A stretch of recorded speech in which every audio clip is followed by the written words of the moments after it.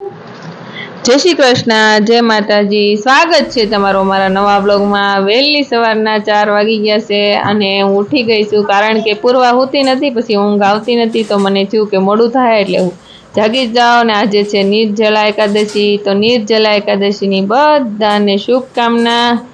અને બસ જો વહેલી સવારનું જલ્દી કામ કરી નાખી, કારણ કે વાર પરબ તહેવાર હોય એટલે આપણે કામ પણ ઘરમાં એટલું હોય, રસોઈ પણ બનાવવાની હોય, તો માલનું કામ, ઘરનું કામ, તો ઘરનું પહેલાં આપણે રસોડાનું કામ અત્યારે શરૂ કરી દીધું છે। રસોડાનું કામ થાય પછી ગાયું ધોવા જવાની છે, તો વાસણ ભેગા કરી લીધા અને ગોળા પણ વિસળી નાખું। એક ગોળો માટીનો ભરેલો છે, એનો કલર વહી ગયો છે, પણ પાણી બહુ મસ્ત ઠંડુ થાય છે। તો આપણું પારિયાણું મસ્ત મજાનું ઘસી નાખી, કારણ કે આમ પણ કહેવાય છે કે આપણા ગઢિયા એમ કહે છે કે નારીનો ધર્મ હોય છે સવારે ઉઠી અને ગોળા સાફ કરવા, રસોડું સાફ કરવું, કારણ કે બીજે તો બધે આપણે સૂતા હોય, બાળકો સૂતા, છોકરાઓ સૂતા હોય તો ન કરી શકીએ, પણ એમ કે રસોડામાં તો કોઈ ન હોય એટલે આપણે એની પહેલાં સફાઈ કરી અને પછી જ રસોઈ બનાવી। ઘણીવાર મોડું થાય તો એટલી બધી સફાઈ ન પણ થાય। તો આજે પરબ હોવાથી ચૂલો પણ વહેલો મેં લીપી નાખ્યો છે મસ્ત ગાયના સાણથી। તો ગાયના સાણે લીપેલો ચૂલે મને રસોઈ બનાવી બહુ જ ગમે છે।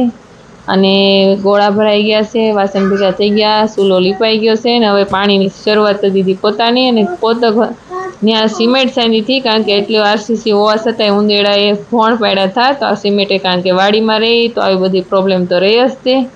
તો પોતા મારી અને ટાઈમ થઈ ગયો હતો આપણો 4:40 થઈ ગઈ છે, ત્યાં આપણે રસોડાનું ક્લીન કામ થઈ ગયું છે, હવે ગાયોના ઢાળિયાનું કામ કરવાનું છે।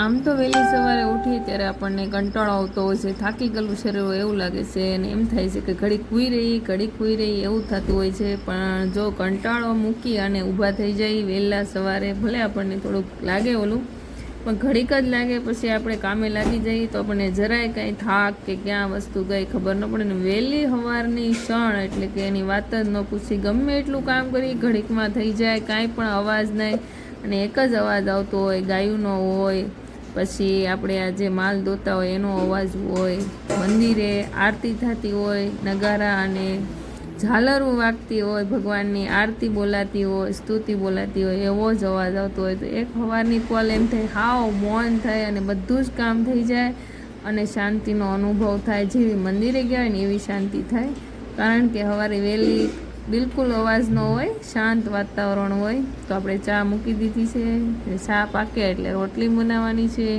અને કામ પણ સવારમાં વહેલા ઉઠવાથી વહેલું થઈ જાય, જેથી કરીને છોકરાઓ નાના હોય, માલનું હોય, એટલે આપણે ફરી પાછા 8 વાગ્યા પછી કામ કરીને। જેની બેન જોવો ટેબલ લઈને ચડી ગયા છે, ઉપર દાબો નાખ્યો, કારણ કે પૂરવા ન રહેવા દે, રોટલીનો લોટ બંધાઈ ગયો છે ને જો સવારના સૂર્યનારાયણ કંઈક આવા ઉગી ગયા છે આજ 11ના દિવસે। અને ગાયોનું કામ પણ શરૂ છે, પાવાનું ને નીરવાનું, અને હવે હું બનાવવાની છું રોટલી। તો આજે તો છોકરાઓને પણ રજા છે એટલે ધમાલ લાલવાની છે બધી ઘરે, ધડબડાટી બોલાવી દઈ છોકરાઓ ઘરે હોય એટલે।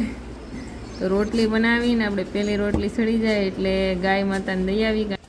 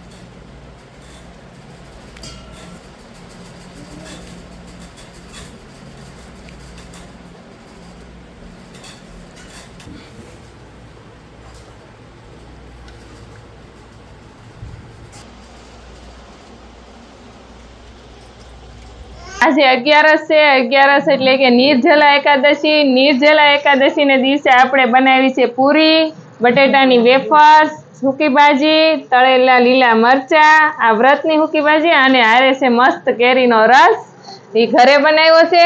તો આજે એકાદશીની બધાને ઘરે હશે જ તે કેરીનો રસ. અને ભીમજી ક્યારે એક ટક ભૂખ્યા ન રહી શકતા, પણ આજે એને જળ વગરની આખી એકાદશી રહ્યા હતા કે પાણી પણ નહોતું પીધું.